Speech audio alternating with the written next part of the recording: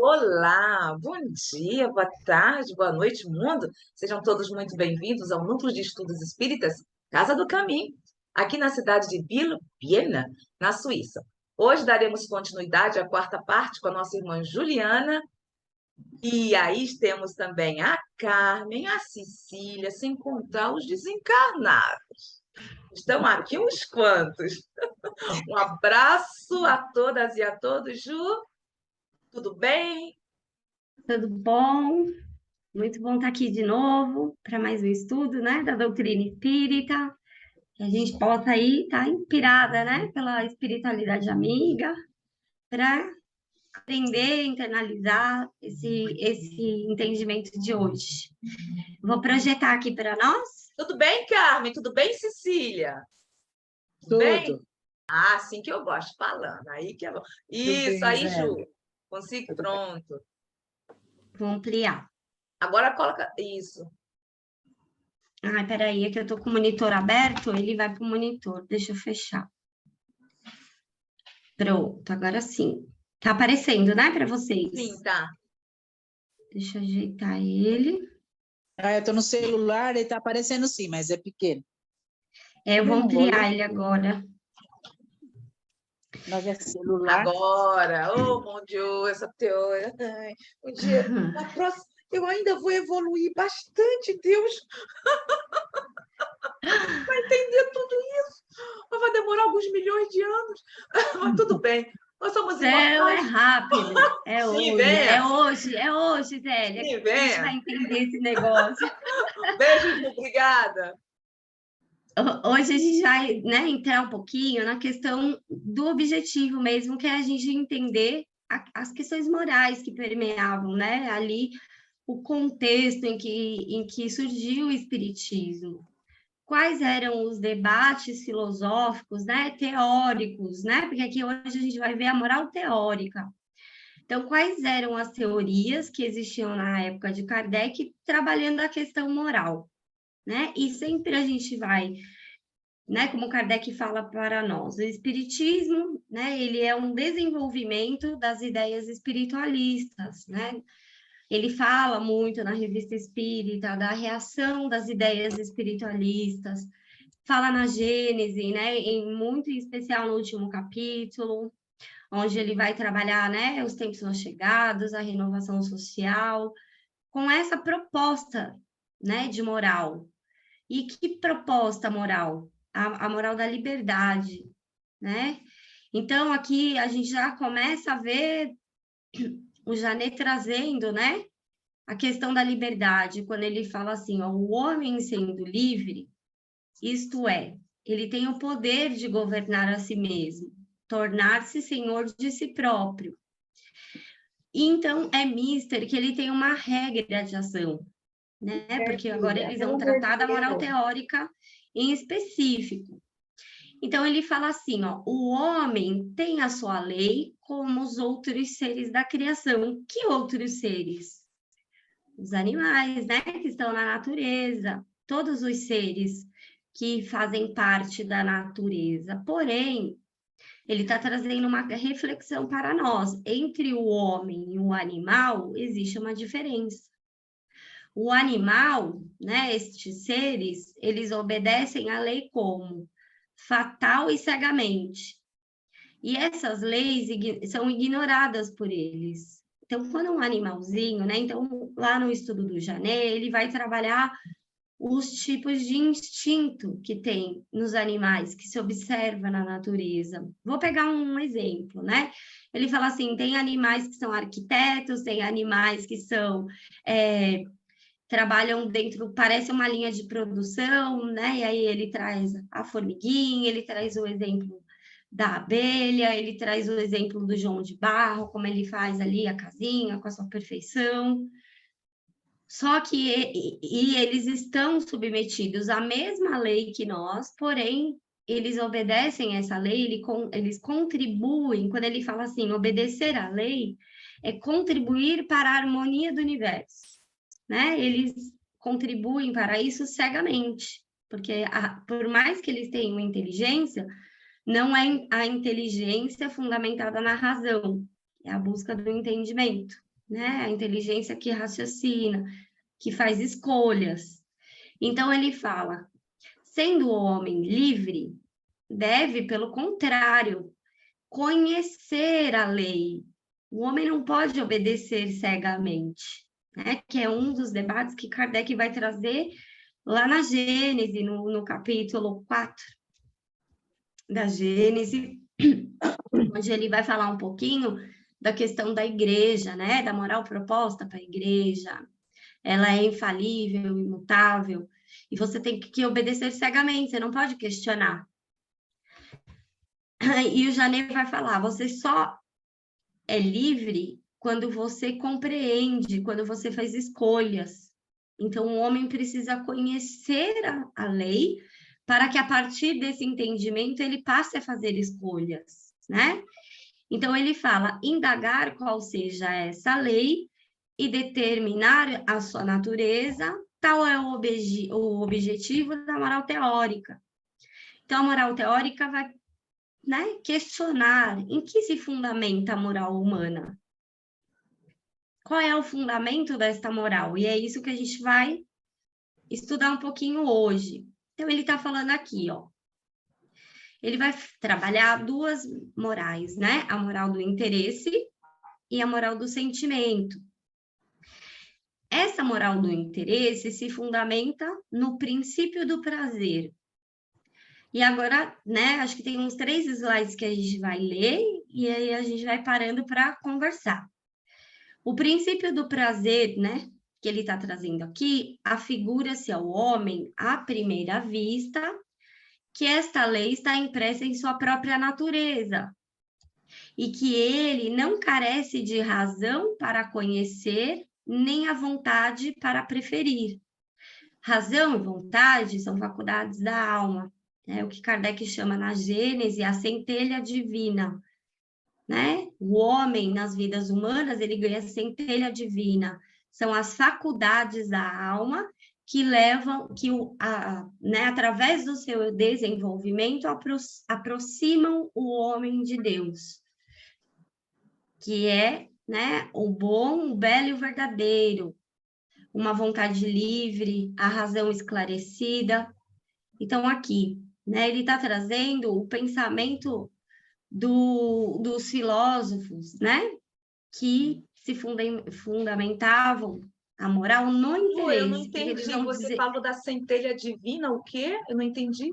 A centelha divina são as faculdades que, quando a gente entra na alma humana, a gente ganha de Deus no sentido, né, de que você passa a ter como objetivo desenvolver essas faculdades durante o processo de reencarnação, a razão, a imaginação, o senso moral, o livre-arbítrio, a vontade. Então, ele fala aqui, ó, né, que os filósofos que propõem essa moral do interesse, eles estão dizendo assim, ó, né, que esta lei está impressa na própria natureza, porque quando você faz a ação, você sente prazer ou dor, ou quando você, né, se depara com o mundo externo a você, com um objeto, pode causar dor ou prazer. Então, ele está falando assim, que se está na natureza do homem, em sentir dor e prazer, ele não precisa nem da razão e nem da vontade. Aí o Janet vai trazer aqui, né? Com efeito, levam invencivelmente a natureza, que é a natureza, ele está se referindo ao corpo, a buscar o prazer e evitar a dor, que é o fundamento da moral utilitarista, né?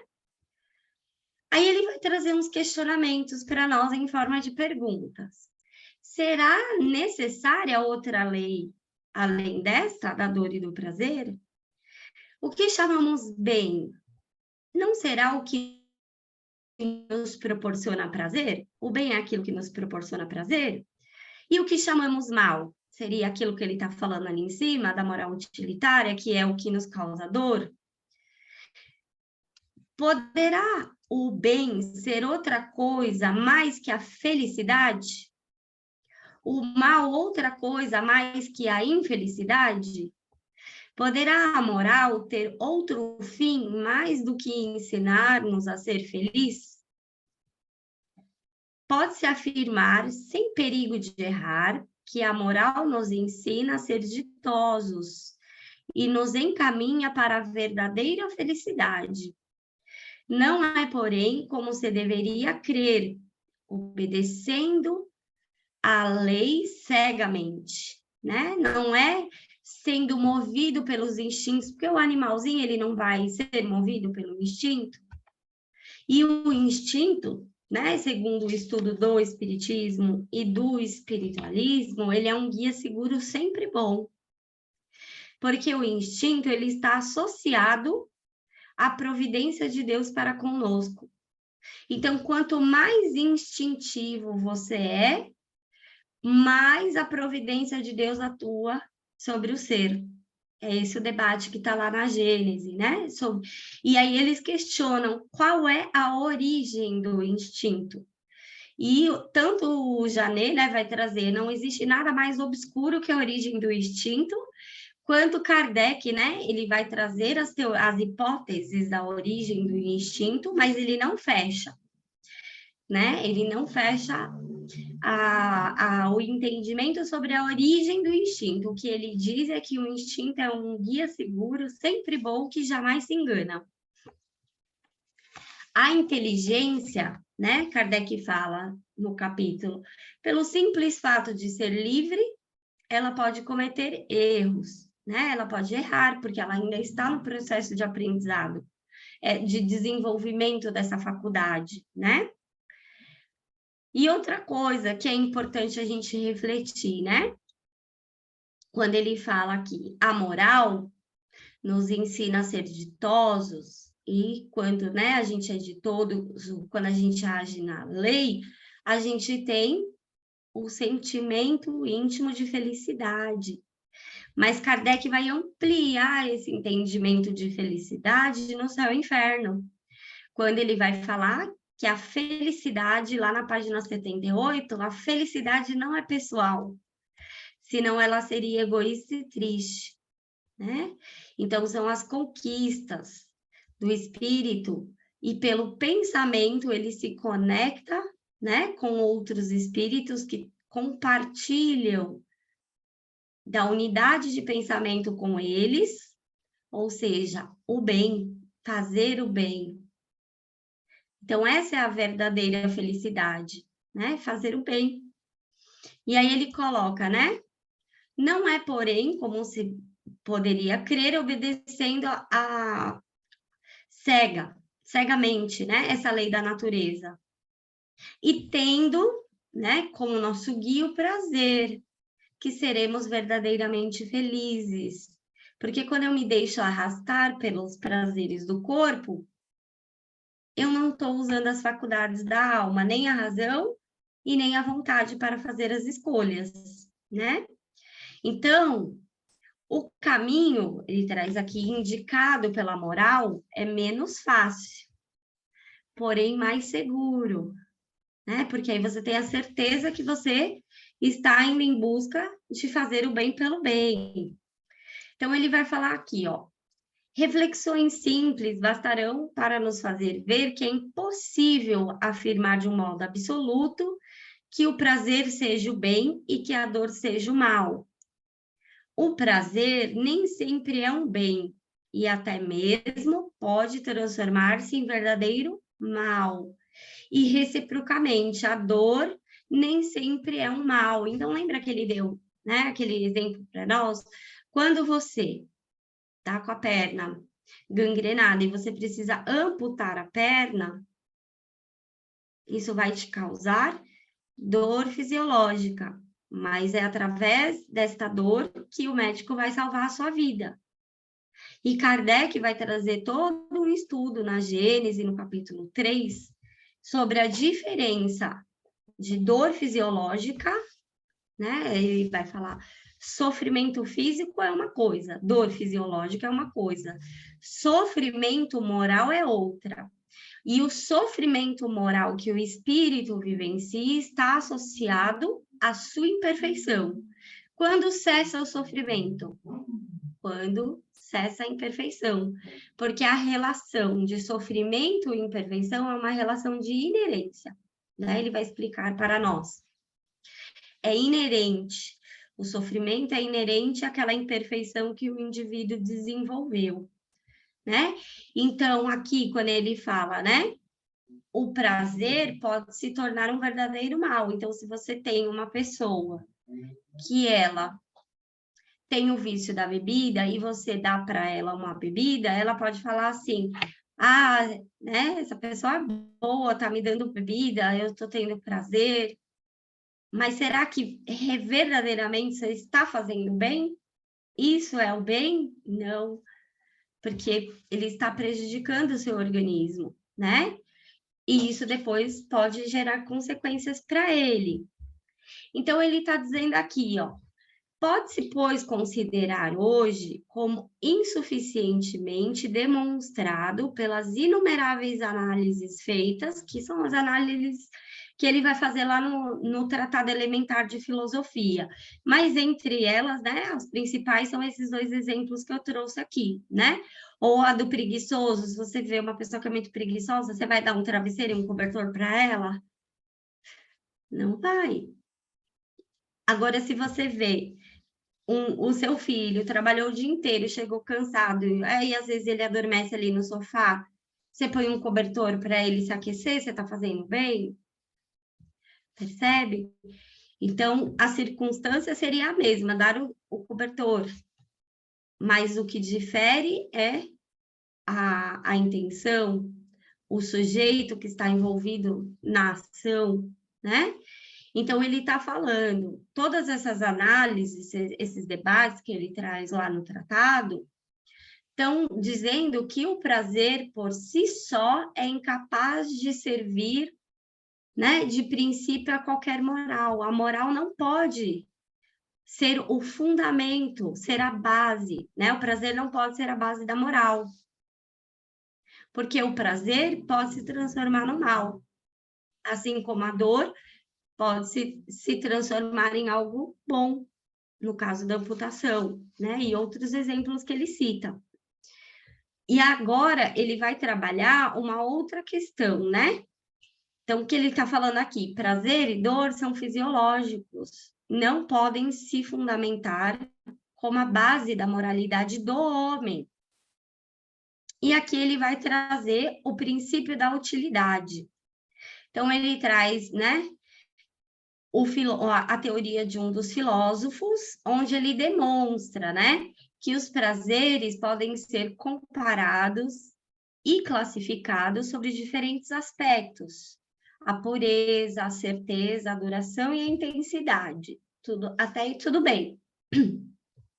Só que o Jane vai falar, com efeito, entre dois prazeres, um certo, outro incerto, a prudência e a experiência, evidentemente, nos ensinam que convém escolher o primeiro, que seria, né, a prudência, um prazer certo. Assim também, entre um prazer puro, isto é, sem mescla de dor, e um prazer misto, ou seja, um prazer que te causa ali dor e prazer, entre um prazer duradouro e um prazer fugitivo e transitório, entre um prazer vivíssimo e intenso e um prazer medíocre e sem atrativo, é evidente que a razão nos ensina a preferir o quê? A pureza, a duração, a intensidade. Combinai essas diferentes relações, acrescentai-lhes o número provável dos prazeres. Chegareis, assim, a formar regras cujo conjunto constitui a arte da vida, e cujo efeito é assegurar-nos o que se chama vulgarmente a felicidade, isto é, a maior soma de prazeres possível com a menor dor possível.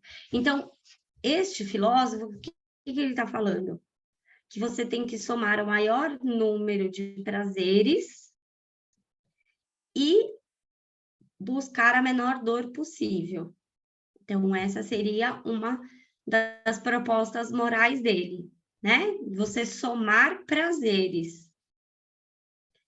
E aqui ele tá, aí aqui o Jane vai fazer a refutação, né?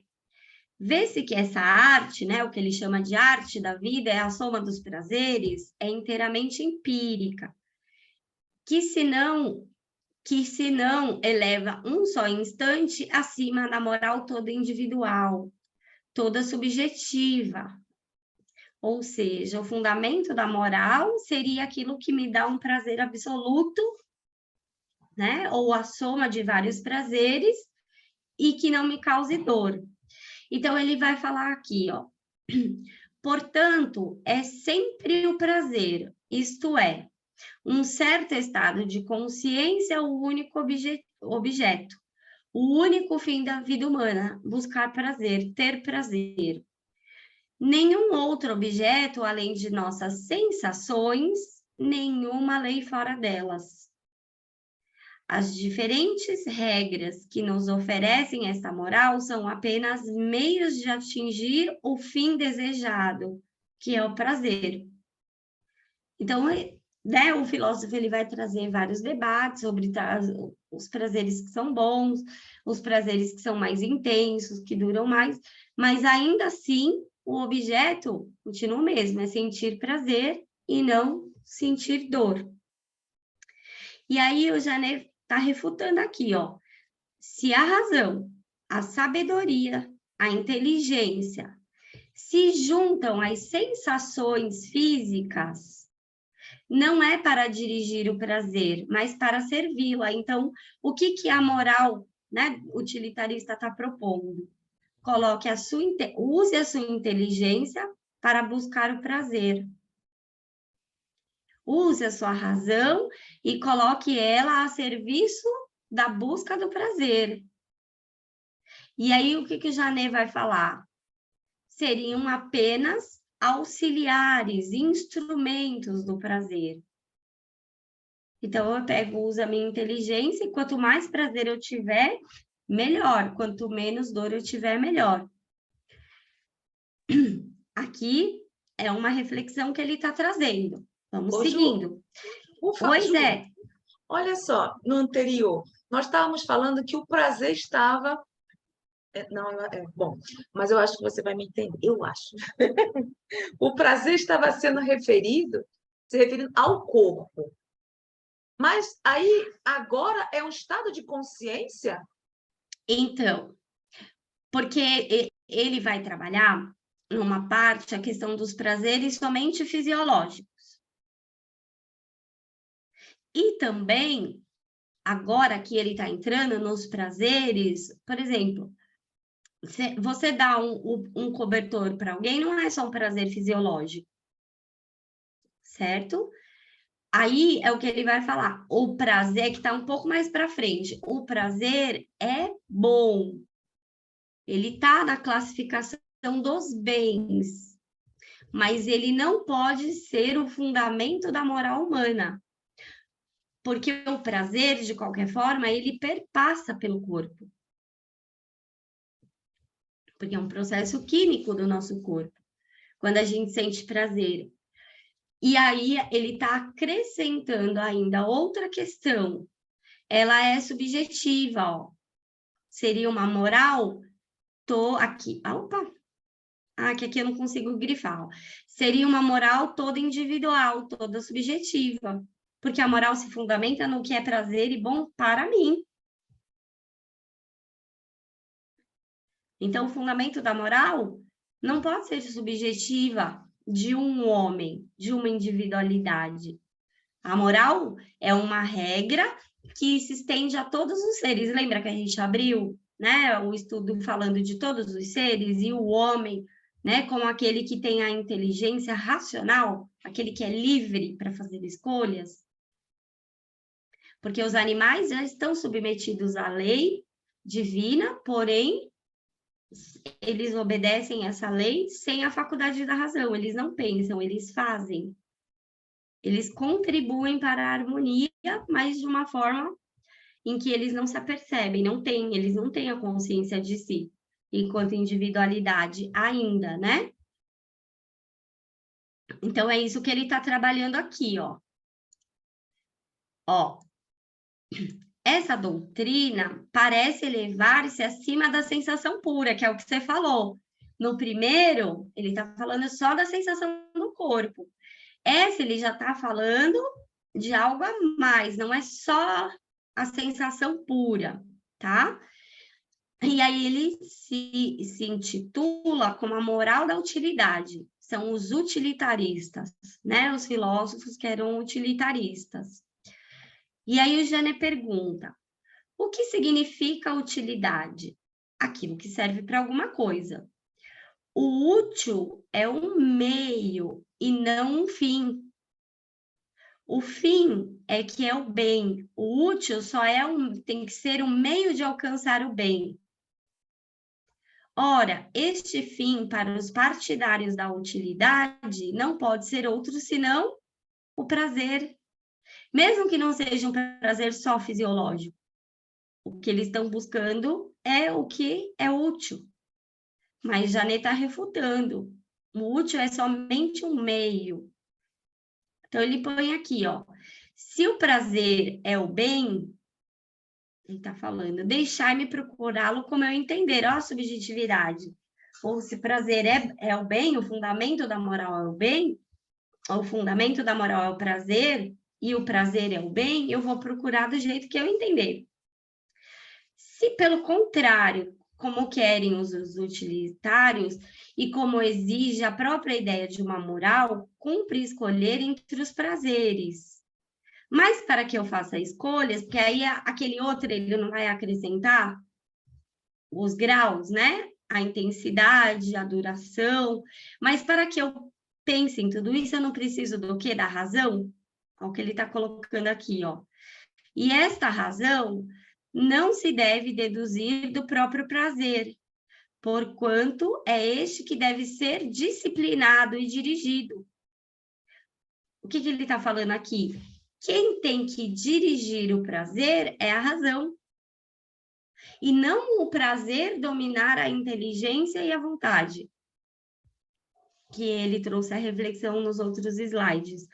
Porque se eu, né, submeto as minhas faculdades enquanto alma aos prazeres do corpo, eu não estou fazendo escolhas, eu estou sendo arrastado.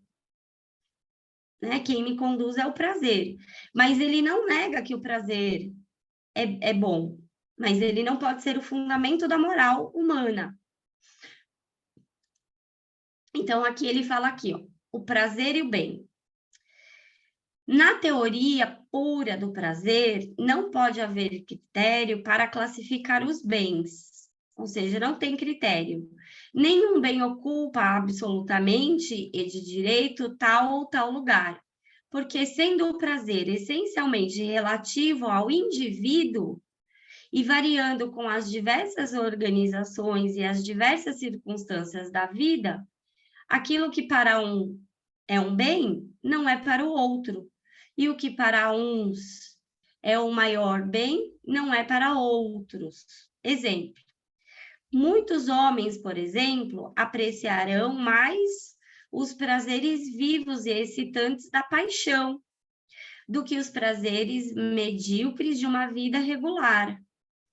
Por exemplo, né? Vamos supor, o que ele está falando aqui? Os prazeres vivos excitantes das paixões. Eu posso me deixar arrastar pelas questões fisiológicas. Um exemplo, a bebida. Então, para uns, o importante é viva agora e vai em busca do prazer. Então, se o que te dá prazer é beber, beba. Se o que te dá prazer é comer, coma. E aí os outros, que são, né, entendidos como os prazeres medíocres, ele tem uma vida regular, uma vida mais reguladinha. Ele não comete os excessos. E o não cometer excessos traz prazer para ele, porque quando a gente come, independente da gente comer um boi ou a gente comer uma coxa, você vai sentir prazer, porque o alimentar-se gera prazer, percebe? Mas ele está falando das questões das ponderações, né? Aí, olha o exemplo que ele vai dar aqui, ó. Por toda parte, verei sempre os homens esclarecidos e superiores, exprobarem a multidão suas baixas afeições. Se se trata de religião, exprobar ou preferir os ídolos ao verdadeiro Deus. Algumas religiões não adoram mais, vamos pegar um exemplo, os santos do que o próprio Deus, né? E aquela pessoa entende que aquilo dá um prazer para ela, ou ela sente prazer em fazer isso. Então, é sobre isso que ele está falando e trazendo sempre para a questão individual, né, dessa moral. Então, ele fala, assim, desaparece toda distinção moral, toda escolha entre o bem e o mal torna-se arbitrária. Se não se supõe algum fundamento real, essencial, objetivo, que permita graduar e avaliar os prazeres em ordem opostas às dos nossos instintos, o bem não deve ser procurado em um modo de nossa sensibilidade, nem mesmo como resultado de uma comparação de dois estados de consciência, dor e prazer, mas em alguma coisa mais profundo. O que ele vai falar agora, o prazer não é, por isso, excluído da categoria dos bens, mas ele não é o princípio deles, né? Então, nem todos os prazeres são ruins, porque quando você come um alimento saudável, né? E aquilo te dá prazer, uma saciedade, isso é um prazer bom, é natural, faz parte da nossa natureza, é necessário para o corpo.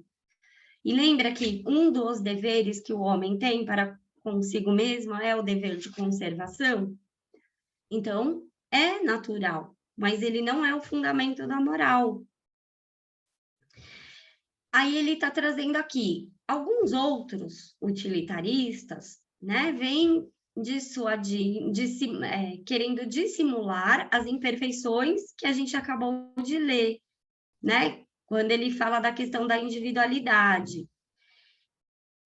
E aí ele vê as imperfeições e as lacunas de seu sistema, confundindo a utilidade individual, que é o verdadeiro princípio, que como a gente viu, né? O prazer individual, com outro princípio vizinho, mais diferente, o da utilidade geral. Então, eles estão mudando aqui, ó, o interesse dos outros está sempre de acordo com o nosso próprio.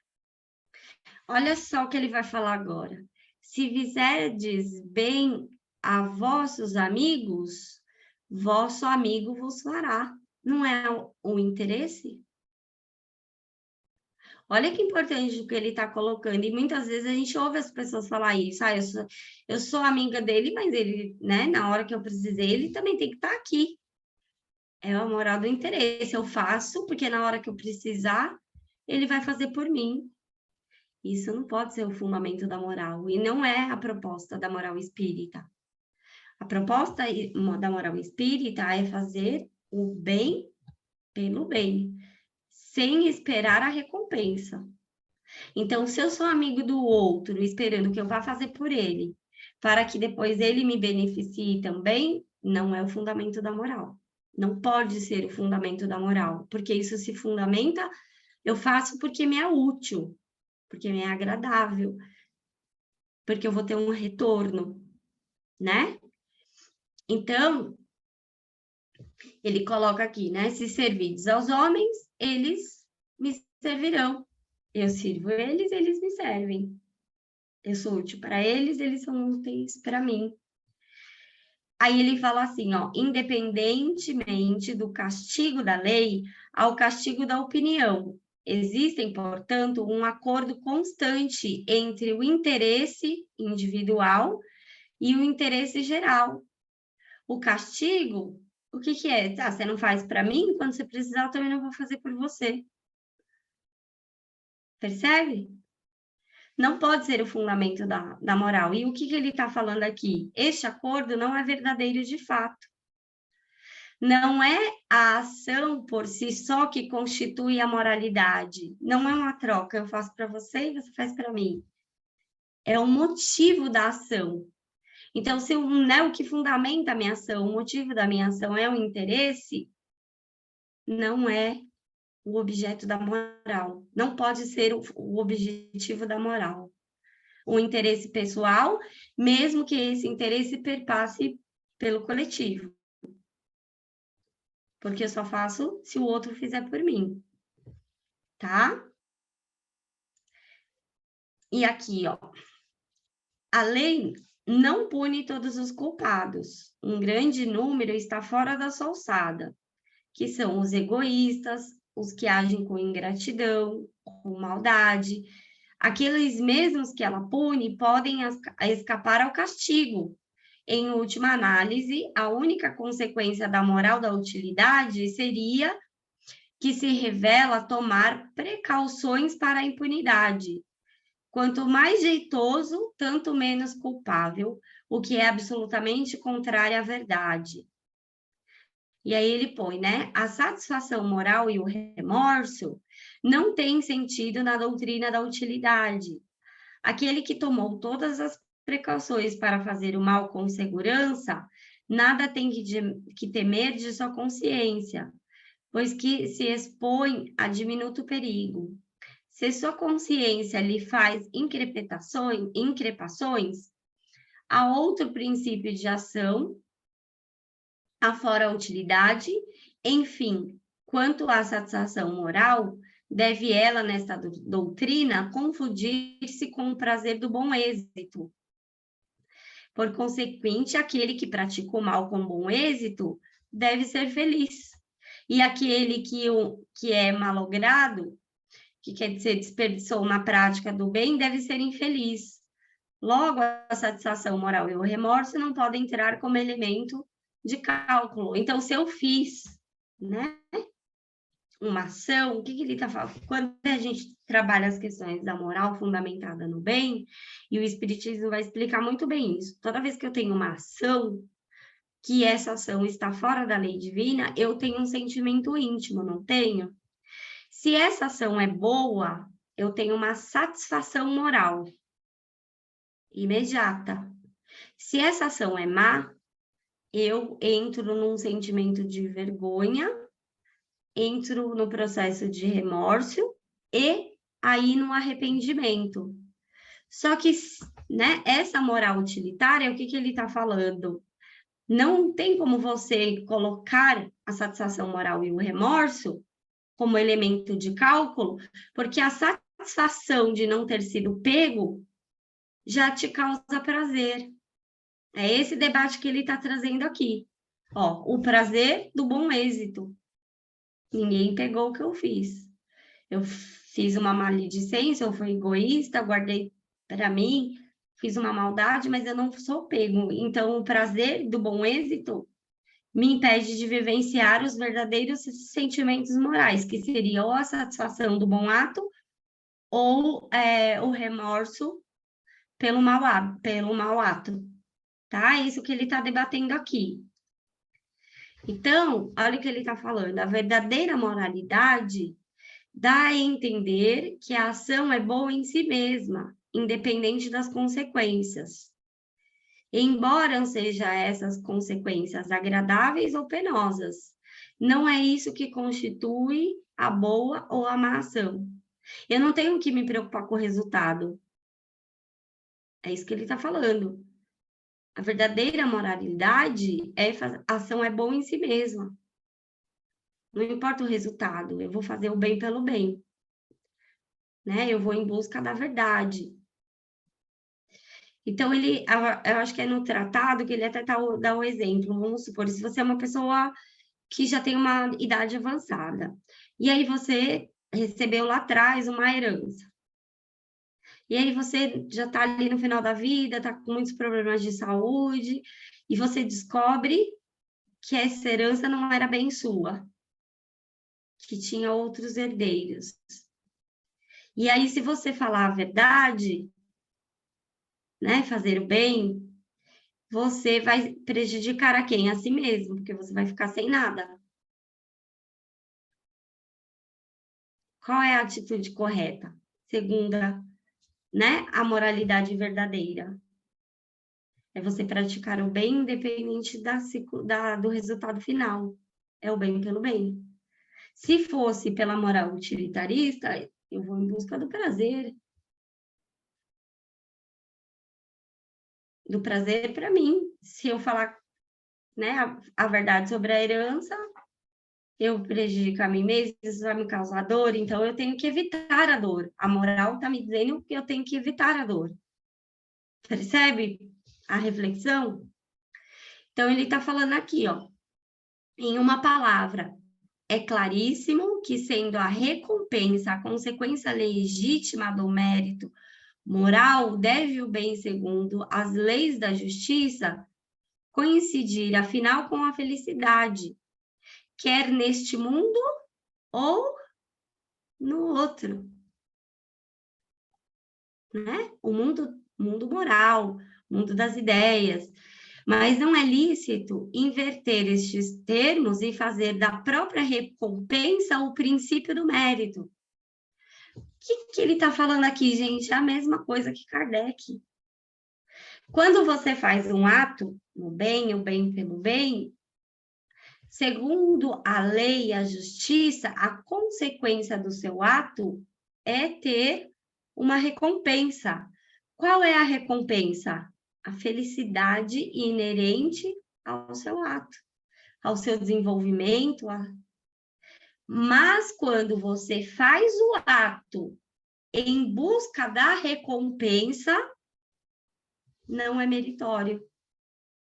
Não é um princípio de mérito.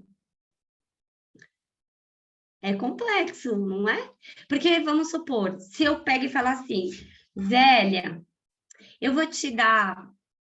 vamos supor que eu sei que você gosta de escrever, que você é uma pessoa estudiosa. Então, eu vou chegar para você e falar assim, Zélia, eu comprei para você, olha, um estojinho cheio de lápis e caneta. E eu vou te dar, porque eu acho que isso vai te fazer bem, você vai poder estudar, vai usar as canetinhas coloridas, vai marcar os textos. Então, qual é o meu objetivo?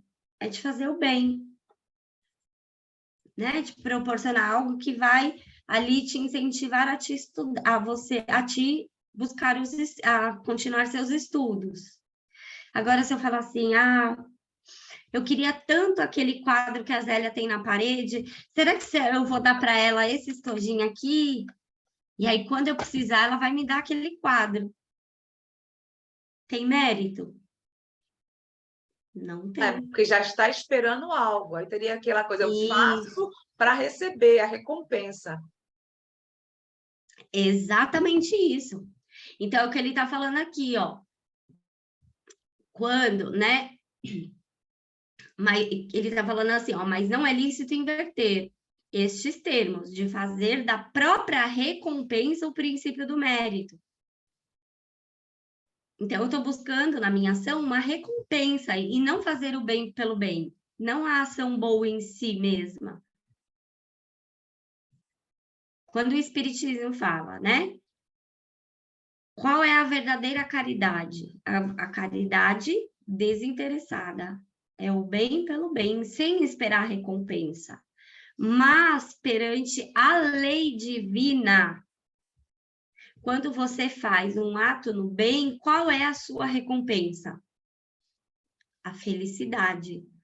E a felicidade é um sentimento íntimo de cada um.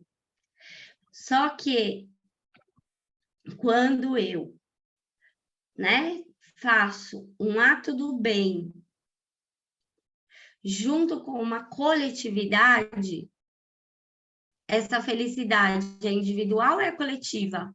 É coletiva. Não é isso? Porque aí vai, exatamente, no coletivo. Quando quando se fala do bem, aí vai voltar aos slides anteriores, porque é relativo. Porque o que é bem para você não é para mim. Agora, no que você está se referindo ao coletivo, você está vendo o bem do todo. Isso, mas porque a proposta moral e a lei divina, ela estabelece-se para todos, não é? A lei de Deus. Sim. Não é para todos nós, não estamos, todos os seres da criação não estamos submetidos à mesma lei? Sim, mas cada um tem o seu tempo de entendimento. Sim, por isso que a felicidade é proporcional ao seu desenvolvimento. Você tem a mesma felicidade que Jesus? Tá Não. ruim, hein?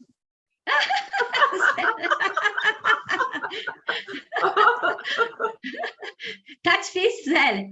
Mas aí a gente pensa, o que que Jesus falou para nós? Aonde estiveres reunidos em meu nome, eu ali estarei. Porque quando você pensa, né, em Jesus, você está pensando o quê?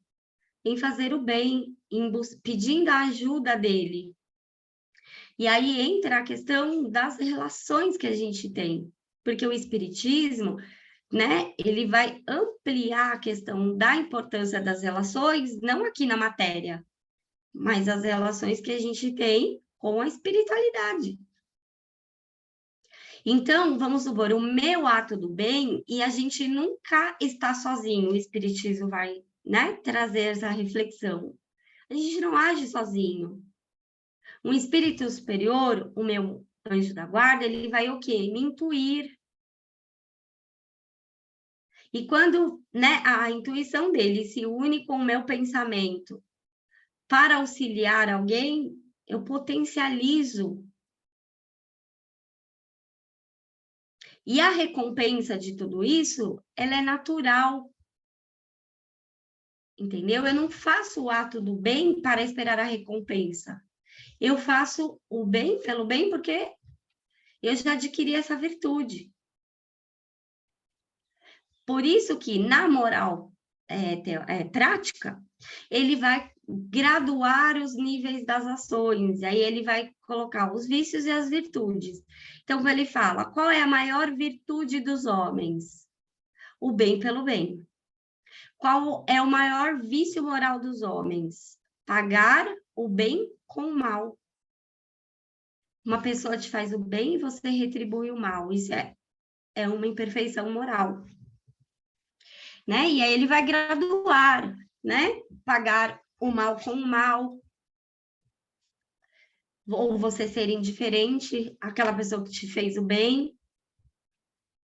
Mas tudo isso está ligado ao processo, né? A gente pensando pela visão espírita, ao processo de desenvolvimento do espírito, porque ali ele está desenvolvendo as faculdades da alma, né? A razão, a vontade, a imaginação, o senso moral, o livre-arbítrio, e aprendendo a fazer escolhas, usando o quê? A razão, o entendimento, a busca da verdade. Quem é o referencial da verdade? Deus, a verdade absoluta, né? O entendimento infalível. Então, eles, né, o nosso objetivo é caminhar para Deus, tanto no espiritismo como no espiritualismo, né? Porque eles estudam do real para o absoluto que é Deus, né? Todas as faculdades, eles vão estudar a parte psicológica do ser e na metafísica as questões de razão, que seria a psicologia racional, que é o estudo da alma, do corpo, a união da alma e do corpo, e a metafísica, né? A teodeia, que é o estudo de Deus, seus atributos e a sua providência. Mas eu posso observar a Deus? Não. Mas eu posso usar a minha razão para buscar o entendimento sobre Deus. Assim como, né, na psicologia racional, eu posso observar a alma? Não posso. Mas eu posso provar a união da alma e do corpo, a individualidade da alma. E ele vai trazer todo um debate sobre isso, mas aí esse é um estudo, né, metafísico que eles fazem. Porque é Aqui, questão de evolução mesmo, né, Ju? Porque assim, isso, quando nós, às vezes, estamos bem, é automático. Você está bem, você também faz, entre aspas, o bem. Mas temos fases. Então, há ondulações. Só que, como nós estamos conversando, o objetivo é a evolução, é a plenitude. Então, não vamos estar mais sujeitos a essas caídas. Mas até lá, Sim, minha irmã, leva um tempinho. leva. Porque a questão é assim, a gente, na vivência nossa da vida, a gente não passa por vicissitudes, por circunstâncias em que a gente se coloca à prova. O que, né, está sendo provado ali? A nossa inteligência, a nossa vontade, a nossa imaginação. Então, quando eu me deparo em situações, eu me deixo dominar pelas paixões ou eu uso a minha razão? Depende. Tem circunstâncias que talvez para mim é mais fácil lidar. Tem situações que para mim é muito difícil lidar, que talvez para você seja fácil, né? Por isso que ele traz muito a questão da individualidade, do que é individual para aquela pessoa, o que lhe é subjetivo e aquilo que é do outro, né? Então, vamos supor, eu tenho uma facilidade enorme em lidar com pessoas que são dependentes químicos. Então, eu gosto de estar com eles, de sentar, de conversar, de ouvir suas histórias, né? De fazer um acolhimento, de trabalhar com eles. Tem pessoas que, quando se depara com uma situação dessa, não consegue lidar. Se desequilibra ou fica com raiva, ou não gosta de estar ali naquela situação. E tá tudo bem. É um processo que ele vai aprender. Ou vamos pegar uma situação específica. Estou dirigindo meu carro. Uma pessoa me fecha. Eu já abro o vidro, já xingo, vai para aquele lugar, xingo a mãe, xingo o pai, xingo ele. Qual é a emoção que eu tenho que trabalhar em mim? A raiva. A raiva ainda me domina nessa circunstância. Como pode ter outra circunstância que eu vá lidar com a raiva e eu consiga dominar ela. Não é só a raiva em si, mas as circunstâncias também, né? Estão ali para fazer com que a gente vivencie a experiência e fala, oxe, passei ou não nessa prova aqui? Controlei ou não controlei a minha raiva? Mas em que circunstância? Vamos supor, né? No trânsito, eu posso ainda não ter o controle da minha raiva. Vamos supor, eu pego e descubro que o meu marido está me traindo. Vai vir a raiva? Vai, mas eu posso chegar e falar para ele, ó, descobri que você me traiu, eu quero que você pegue as suas coisas, faça a sua mala, retire-se da minha vida. E acabou. Ou pode ser uma situação inversa, no trânsito, a pessoa me fecha, eu falo, nossa, a pessoa deve estar atrasada, que Deus proteja, vai, né? Faço até ali uma prece para ele não bater o carro, para ele ir com cuidado. E de repente eu chego, a Cecília tá indo. De repente eu chego em casa, vejo meu marido, né, me traindo, eu vou lá e pego o chinelo, a cinta, dou uma surra nele, quebro tudo. Eu estou lidando com a mesma emoção, mas as circunstâncias são diferentes e em cada circunstância eu, né, eu vou lidar com elas de uma forma diferente. Então, tudo é um processo de desenvolvimento para o espírito, né? Porque aí essa é a parte da psicologia em si, quando ela vai estudar, né? Os fatos do espírito humano, lá quando ele vai trabalhar as paixões, a questão, né? Das tendências, as afeições. Lembra que a gente viu isso no nosso primeiro encontro? Aí é a parte psicológica em si, né? O estudo da metafísica vai trabalhar outra questão, né? A questão da união da alma e do corpo, da onde eu vim, para onde eu vou, o que acontece comigo, qual é a minha origem, né? Quem é o criador, eu sou a criatura. É porque é complicado assim, às vezes existem pessoas que são muito racionais, mas não significam que sejam evoluídas. Ou ela pode também sufocar, né, ali. aquelas emoções, alguma coisa, ou então está utilizando uma forma de se autoproteger. Então, nós falamos muito sobre a razão. Eu tenho uma pessoa do meu lado que é super racional. Então, aí quando, no caso, meu esposo, ele fala assim, para mim tudo é razão, tudo é lógica. Ele fala, na boa. As pessoas que não utilizam na razão choram muito. Essa coisa de sensibilidade, tem que ver o que está passando. Então, se fala sempre sobre a razão, mas não significa que seja o domínio do ser, ou seja, completa evolução. Talvez esse Mas é o que ele fala da razão, é a busca do entendimento.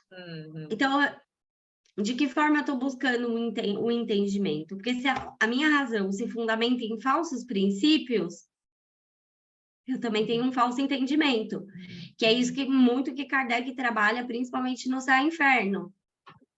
O duplo princípio do bem e do mal, o entendimento como se houvesse duas forças se degladiando, Deus e o diabo, o que Deus constrói, o diabo destrói. Se eu sou movida por esse falso princípio, como que eu vejo a pessoa? Como má. Eu estou raciocinando. Como má? Não, mas às vezes é uma indiferença. Então, mas vamos supor numa situação que ela me prejudicou. Eu vou olhar e falar assim: esta pessoa é má. O que o Espiritismo vai nos dizer?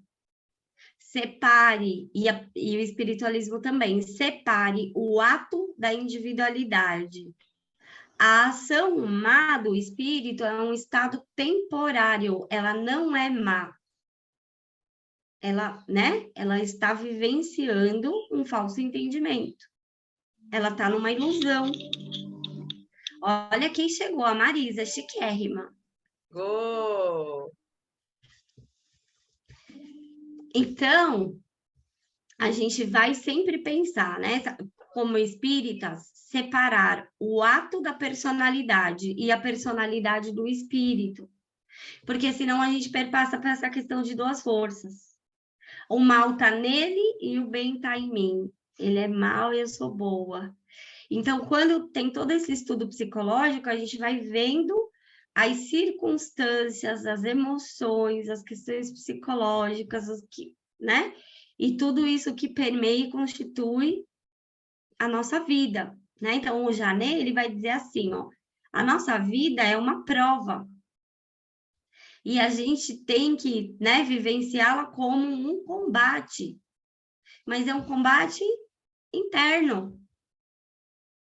Conhece-te a ti mesmo. Entenda as suas limitações, aquilo que você já desenvolveu como perfeição, aquilo que ainda não.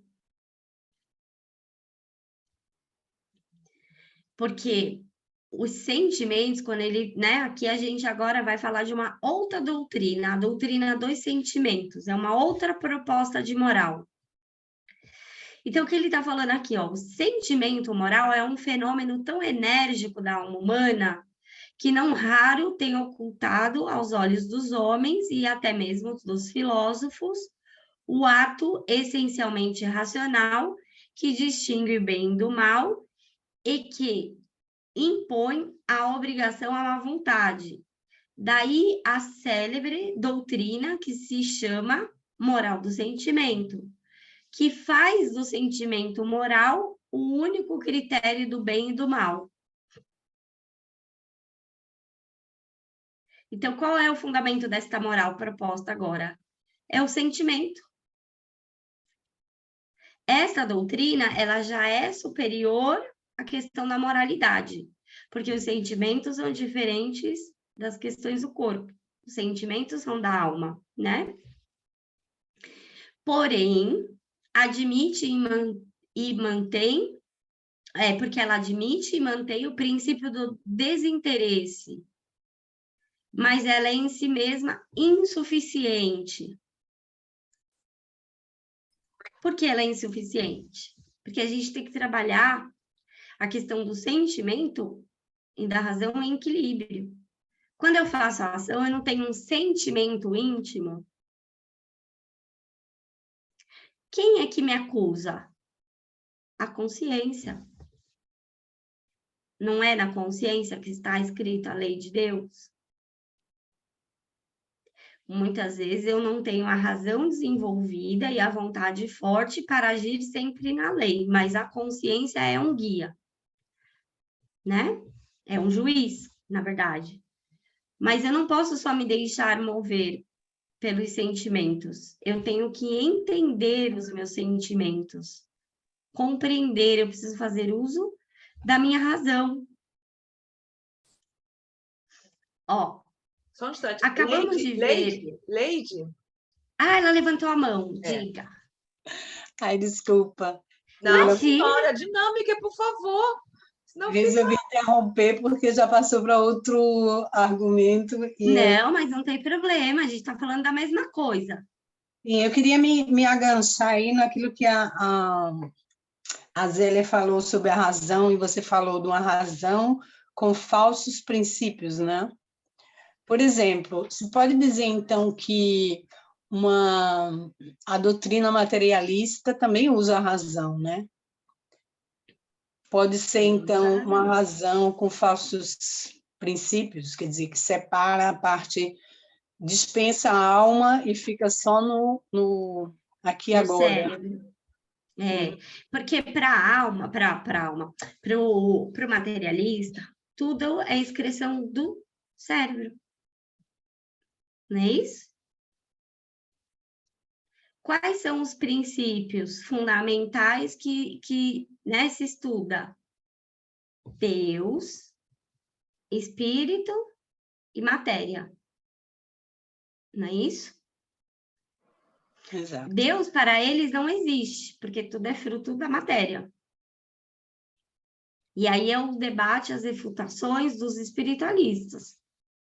É que aí é uma outra, né, é a parte metafísica que vai abordar esse estudo em específico. Mas aí o que eles vão dizer, né? A matéria por si só não é inteligente. Então, ela não é a causa de nada. Existe uma causa primeira, que é Deus. Mas aí é dentro da teodiceia, que é dentro da metafísica, que eles vão fazer esse estudo pelo entendimento. E aí, se a gente pensar os princípios que Kardec trabalhou na Gênese, e que é a busca do espiritualismo, Deus, a alma e a vida futura. Deus, segundo o dogma, é um Deus que o quê? Se relaciona com nós como? Pune, castiga, recompensa, tem seres criados à parte, que são os anjos, tem lugar de dor e sofrimento físico, porque no julgamento final vão se restituir os corpos, né? E os eleitos vão para o céu e os culpados para o inferno. A moral materialista, né, do niilismo, do nada, não se considera Deus. Qual é a alma? A alma é a expressão do cérebro, não existe a alma como uma individualidade que sobrevive. Então, o fundamento da moral é a utilidade. Viva agora, vá em busca do prazer e fuja da dor, porque você só tem essa vida. O futuro, o que é o futuro? O nada, não existe. Né? E agora a gente está vendo... Eu não entendi agora assim, não. Deus, espírito, matéria, para quem? No livro dos Espíritos, Kardec está trazendo o estudo metafísico. Isso. Deus, espírito e matéria. Ele não está trazendo isso no livro dos Espíritos? Na Gênese, o último capítulo dele, ele está trabalhando com outros princípios. Deus, a individualidade da alma e o futuro. Porque o materialista não questiona isso. Porque para eles o futuro é o nada. Mas o espiritualismo questiona. O espiritualista, ele quer saber de onde ele veio, para onde ele vai, por que que uns são mais desenvolvidos moralmente, outros não, por que que uns, né, já têm as virtudes e outros não. Se a alma é imaterial, por que que ela tem a necessidade do corpo para se desenvolver? Né? Deixa eu ver aqui que item da Gênese que é, que aí depois eu passo para você. E aí ele vai fundamentar em que princípio? Que é um princípio espírita. Lei de progresso, né? É uma lei para o espiritismo. E a perpetuidade das relações. Este entendimento é o que vai constituir a renovação social, as ideias do novo mundo, porque o espiritismo, ele é uma renovação moral, uma renovação nas ideias. E a moral não pode se fundamentar em nada disso que a gente viu até agora, em prazer, em dor, nem no sentimento. Eu preciso da razão. Qual é a fé que o espiritismo nos dá? Não é a fé racional? Kardec vai pôr lá na Gênese, no item 20, né? Então, na primeira coisa que ele está trabalhando, ó, no item 20, neste grande movimento regenerador, o espiritismo tem um papel considerável. Não o espiritismo ridículo, inventado por uma crítica zombeteira, mas o espiritismo filosófico. Onde Né, está, Ju? Não entendi. No item 20 do capítulo 18 da Gênese. Tá? Então, ele está falando aqui, ó. No item 19, porque o capítulo 18 da Gênese, qual que é? Os tempos são chegados, né? A regeneração da humanidade. Então, quando ele fala lá, item 19, um sinal não menos característico do período no qual entramos é a reação evidente que se opera no sentido das ideias espiritualistas. Uma repulsão instintiva se manifesta contra as ideias materialistas. O Janet, ele era um dos espiritualistas, e ele está, né, no tratado elementar dele, na parte moral, refutando a moral materialista e a moral dogmática, que se fundamenta em castigo e recompensa. Então, o fundamento, né, da moral espiritualista é a mesma do espiritismo. É a liberdade. O homem só é livre quando ele passa a fazer escolhas. Quando ele deixa de ser conduzido, ele deixa de ser passivo. E aí ele fala, né? Kardec vai falar assim, ó, o espírito de incredulidade que tinha tomado conta das massas, que tinha tomado as massas ignorantes ou esclarecidas, ele tinha feito rejeitar com a forma o próprio conteúdo de toda a crença. Parece ter sido um sono do qual, ao despertar, sente-se a necessidade de respirar um ar mais vivificante. Involuntariamente, onde havia um vazio, se busca alguma coisa, um ponto de apoio, uma esperança. E aí ele fala, né, esse item 20 que eu li. E olha o que ele fala, né, no primeiro, segundo, terceiro parágrafo do item 20. Longe de substituir um exclusivismo por outro, o espiritismo se apresenta como campeão absoluto da liberdade de consciência. Combate o fanatismo sobre todas as formas, cortando pela raiz, anunciando a salvação para todos os homens de bem, assim como a possibilidade para os mais imperfeitos de chegar por seus esforços pela expiação e reparação, a perfeição única que leva à suprema felicidade. Em lugar de desencorajar o fraco, encoraja-o, mostrando-lhe o porto que pode chegar. Ele não diz fora, né? Ele não diz fora do espiritismo não há salvação. Mas como Cristo, fora da caridade não há salvação. Princípio de tolerância que ligará num sentimento comum de fraternidade, ao invés de separarmos em seitas inimigas. Por este outro motivo, não há fé inquebrantável, senão aquela que pode olhar a razão, face a face em todas as épocas da humanidade. Ele destrói o império da fé cega, que aniquila a razão, a obediência passiva, que embrutece e emancipa a inteligência do homem e ergue sua moral. Olha que lindo, né? Consequente consigo próprio, não se impõe, diz o que é, o que quer e o que dá. E atende àquele que lhe vem livremente, voluntariamente, que é ser aceito pela razão e não pela força. Né? Então, aqui, e olha que importante, porque muitas vezes um falso entendimento existe na doutrina espírita, no movimento espírita, né? Desculpa, não na doutrina. Que o espiritismo vai trazer a renovação social, a transição planetária. Olha o que Kardec fala na Gênese, no item 23. O espiritismo não criou a renovação social, pois a maturidade da humanidade faz dessa renovação uma necessidade, por seu poder moralizador, porque é uma nova proposta de moral que o Espiritismo traz, por suas tendências progressivas, pela elevação de seus propósitos e pela generalidade das questões que ele abarca, o Espiritismo está mais apto do que todas as outras doutrinas, apto a secundar o movimento regenerador. Surgiu no momento em que podia ser útil, pois para ele também os tempos são chegados. Olha o que ele vai falar agora, gente.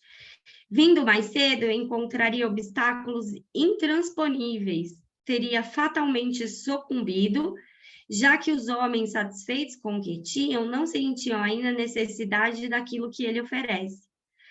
Atualmente, nascido com o movimento das ideias que fermentaram, encontra o terreno preparado para recebê-lo. Tá? Qual é essas ideias? É que ele fala no item 19. Essas ideias que a gente está estudando, o espiritualismo racional. Né? Porque ali já é uma proposta de moral social. O bem pelo bem, o desinteresse, o estudo metafísico, né? Dentro da teodiceia, de Deus e seus atributos. Não um Deus que é negado pelo materialismo e nem um Deus punitivo como a visão dogmática, porque você tem medo de Deus e o medo é fisiológico. Nós precisamos, né, pela proposta espiritualista, compreender a Deus. E quanto mais nós compreendemos, mais nós caminhamos para Ele. Então, essa é a proposta verdadeira da moral espírita, assim como a do espiritualismo. Porque é o que ele vai falar aqui, ó. A gente não viu que nem o prazer, nem a utilidade são objetos legítimos e supremos da vida humana. A pergunta que a Leide fez, né? São várias questões que a gente precisa pensar sobre os princípios. Mas vamos, né, pensar nos principais: Deus, espírito, matéria. Deus, a individualidade e o futuro, né? Se você vivencia falsos princípios, a sua razão está vivendo uma ilusão. E é isso que Kardec vai trabalhar, tanto na Gênese, né, em especial porque ali ele traz a questão dos materialistas, por isso eu estou citando os dois livros, e porque foram os livros mais adulterados, né? E tem esclarecimentos importantíssimos, né, na Gênese. Lá ele traz muito a filosofia. E no Céu e Inferno, quando ele vai debater as questões dogmáticas. O que o dogma vai dizer? Deus cria os anjos, que são as criaturas, né? O que ele criou lá perfeito. Tem a criatura espiritual, que seria o homem. E tem os seres materiais, que são os animais. Kardec vai fazer um estudo só em cima disso, dessa questão da alma. E aí ele vai abrir, né, logicamente, o céu, o inferno. Não existem duas forças, o bem e o mal. Existe uma força, é o bem. Né? E quando você vive sobre esse falso princípio de duas forças, você olha para a pessoa e fala, você é má. Eu tenho que fazer o quê? Combater o outro. Agora, quando Kardec coloca aqui na Gênese, até os espíritos mais perversos estão submetidos à lei do progresso, até eles, pelo processo de expiação e reparação, né? Arrependimento, expiação e reparação, vão se tornar espíritos puros. Porque essa é a lei. A lei é para todos. Somos Muda filhos a do minha mesmo relação pai. com o outro. E exatamente. Não tem que Muda a ser minha bom ou relação mal, com o mas outro.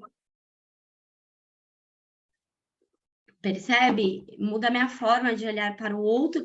E quando a gente lê, que é riquíssimo, né? O Livro dos Espíritos, quando a gente lê, né? Lei de Amor, Justiça e Caridade, é aquela mensagem que a gente conversou um pouquinho semana passada e a gente vai, né, finalizar com ela hoje. Então, olha o que ele vai falar aqui, ó. É lícito buscar o prazer, porquanto a isso nos convida a natureza. Você não tem um estímulo do seu corpo para comer e isso não te dá o prazer? Então, é lícito. Faz parte da nossa natureza. Mas não devemos limitar ao prazer o nosso destino. Sem dúvida também nos é lícito e até algumas vezes ordenado que busquemos o que nos é útil, porquanto a razão exige que procuremos conservar-nos, mas acima do prazer e da utilidade, outro fim existente, um fim superior, que é o verdadeiro objeto a que se deve propor a vida humana. Este fim superior e derradeiro é o que se chama o bem, o honesto, o justo, conforme as circunstâncias que se apresentam, né? As vicissitudes da vida. Eu vou buscar o bem, o honesto e o justo. Justo para quem? Para todos. É a máxima de Jesus, não faça ao outro o que não gostaria que te fizessem, né? Seja honesto, busque o bem pelo bem. Vamos ver. Aí, aqui é onde ele vai fechar, gente, ó. Já fizemos ver como se distingue, né, o homem por sua natureza, que foi o primeiro estudo nosso, a alma e o corpo. O que distingue o homem do animal é elevar-se acima dos sentidos, dos apetites, do instinto e ser capaz de pensar, amar e querer. Preferir a liberdade ao arrebatamento cego das paixões, as nobres afeições do coração aos apetites corporais, e as luzes da razão aos prazeres tenebrosos dos sentidos. O bem moral consiste em preferir em nós o que há de melhor e o que há de inferior, os bens da alma aos bens do corpo. Em suma, o bem moral consiste para o homem em tornar-se verdadeiramente homem, isto é, uma vontade livre, guiada pelo coração e esclarecida pela razão. A razão esclarecida é aquela que compreende os verdadeiros princípios: Deus, a individualidade e a vida futura, né? A vontade livre. O que é uma vontade livre? Aquela que não existe nada externo a mim, ou seja, qualquer circunstância que eu vivencio não é capaz de me desequilibrar. Eu sempre vou estar com a minha consciência, a minha razão esclarecida, empregando a minha vontade na minha ação. E quando ele fala guiada pelo coração, é porque quando eu penso eu gero automaticamente um sentimento, independente se essa ação está por fazer ou já feita. Eu pensei, eu gerei o sentimento em mim. É junto, né? E uma vontade livre e a razão esclarecida, ela só pode vivenciar que sentimento? O amor.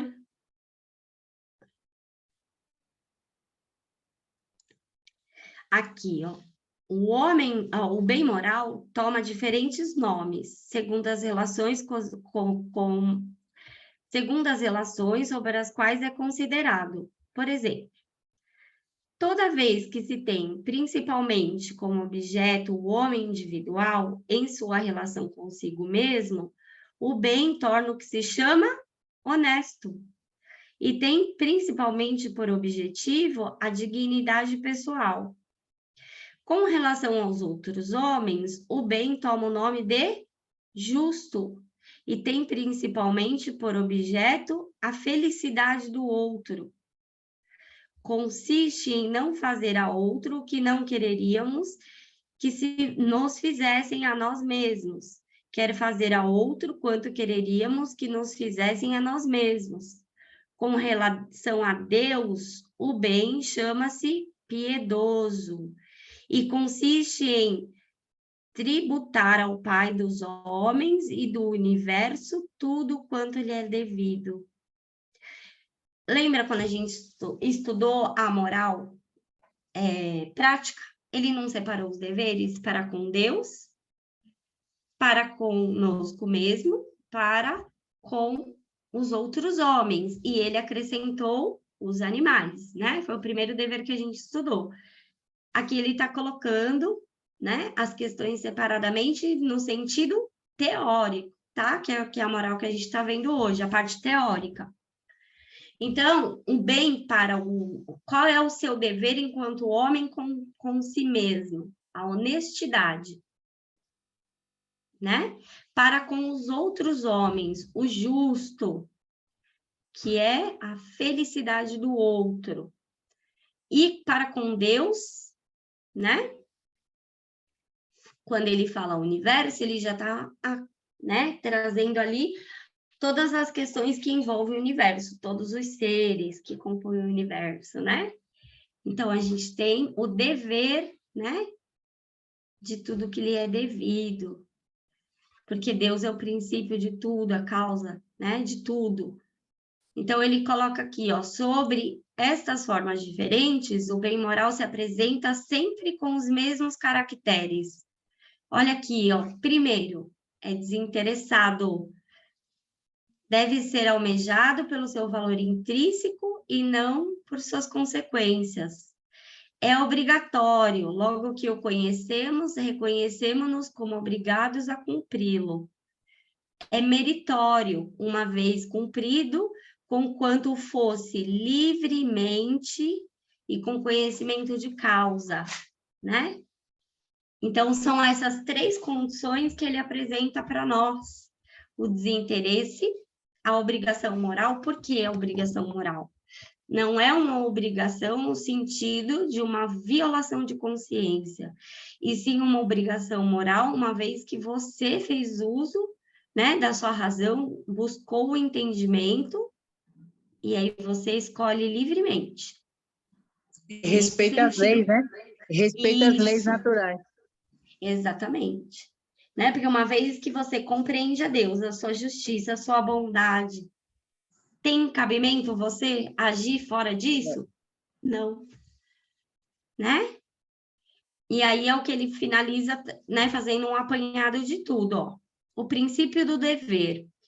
Sendo distinto do prazer e da utilidade, o bem moral não pode a atividade humana ser procurada nem na paixão, que tem por objeto o prazer, nem no interesse bem entendido, que tem por objeto útil, nem finalmente no sentimento.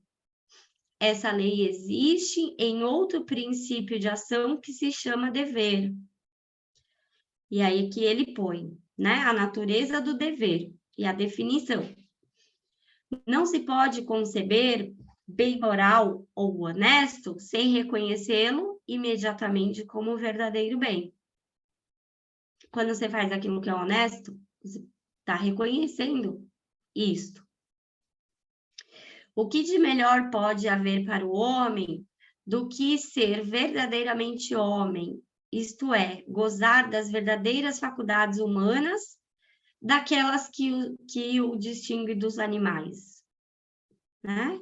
Se o homem fosse só pura razão e por amor, ele se inclinaria tão naturalmente ao honesto, ao justo, como se inclina totalmente ao prazer ou à utilidade. Sendo, porém, duplo, o homem, como já dissemos, está ligado, por um lado, ao corpo e à animalidade, como é, pelo outro, a Deus, a verdade e a justiça.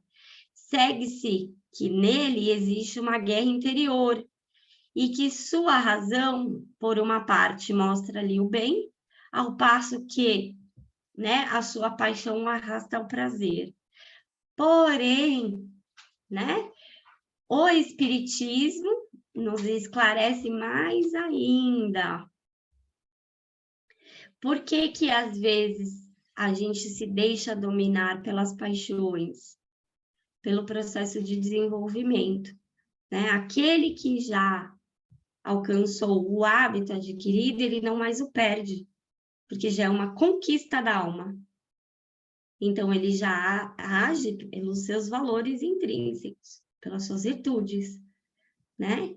E aí vai depender das circunstâncias, da dificuldade das ações por fazer para as almas que estão ainda em desenvolvimento e em busca dessa conquista.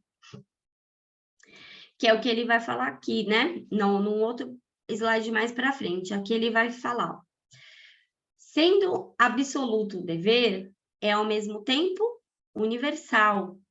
Isto é, esta lei moral do bem pelo bem, ela se aplica a quem? A todos os homens.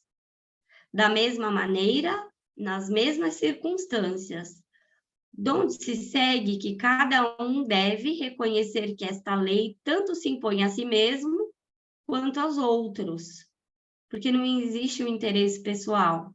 Quando você age, né, pela questão do honesto, do justo, não se fundamenta num interesse pessoal, e sim no coletivo, na harmonia.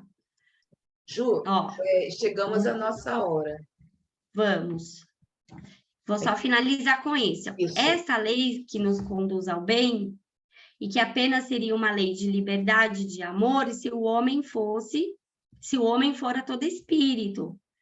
Esta lei toma forma em que se impõem as paixões, de um constrangimento, de uma ordem ou de uma necessidade. É tudo aquilo que a gente debateu, né? As paixões, as questões fisiológicas, não podem prevalecer as questões morais, tá? Existe um constrangimento, né, que ele está falando que é um embaraço moral, e distingue-se do constrangimento físico. Aí ele fala aqui, ó, ao passo que o constrangimento imposto a nós pelo dever é suportado pela nossa razão e ele não violenta a liberdade. Por quê? Porque ele é compreendido, ele é entendido, tá? Então, quando ele fala aqui, ó, dizer que o bem é obrigatório é, pois, dizer que nós consideramos como obrigados a cumpri-lo sem que sejamos a isso forçados. Pelo contrário, desde que o cumpríssemos por força, cessaria de ser o bem. Deve, portanto, ser exercido livremente. E o dever é uma necessidade consentida. Percebe? O fundamento da moral é a liberdade, que é a mesma proposta do Espiritismo. Né? Essa é a proposta moral que o Espiritismo nos traz. É todo esse entendimento. E muito mais, né, gente? Mas a gente vai ter outras oportunidades de pensar, de refletir, né? Mas esta é a proposta moral que o Espiritismo nos traz. A liberdade. né, fundamentado em princípios verdadeiros. Deus, a individualidade que sobrevive, o futuro. Mas, dica, Zé. Não, eu estava só querendo ver, porque quem quiser sair, já estamos já 4 minutos. Aí vamos continuar, né, Ju? Vamos, você vai finalizar a gravação? Isso. Tá. Então, quer se despedir? Quero só agradecer, foi muito bom estar aqui. Eu agradeço também a Irene. Bom, vamos abrir o microfone para nos despedirmos aí, gente, por favor. Olá, Cecília. gente, boa tarde. Muito obrigada por tudo. Muito gostoso o estudo, viu? Muito obrigada. Obrigada. Nada. A Valdenice. Obrigada também. Obrigada, gente. Bom final de semana. Obrigada. Obrigada, Ju. Beijo para você. Estava muito bom te Sim, ouvir. A querida. Maria Aparecida, A não é? Cida É tá a aí? Cida. É. Estou aqui desde o começo, muito gostoso, Oi, muito bom, viu? Cidinha. Oi, Cida, um beijo para você. Beijo, viu? A Um beijo, Cecília. Ci. Obrigada. Só tenho também que agradecer por mais essa oportunidade. Vai pingando os conhecimentos. Até virar um Isso mar. mesmo. Até Ô, virar um mar. Verdade, meu mar está Cecília. ficando. Tem que ver outros rios para poder juntar muito rio para formar esse mar, porque o negócio está bravo. Leide. Obrigada, Ju. Um beijo para Obrigada, você, Irene. viu? Um beijo. Obrigada. Leide. Tchau, Eu também gente. gostaria de agradecer e desejar a todos bom domingo, bom fim de sábado. Obrigada. Para vocês Obrigada. também. E eu agradeço a todas, porque não tem aqui nenhum bendito é o fruto, né? Muito obrigada a toda, em especial a nossa querida Ju. Beijo no coração, gente. Até a próxima. Vou parar o vídeo.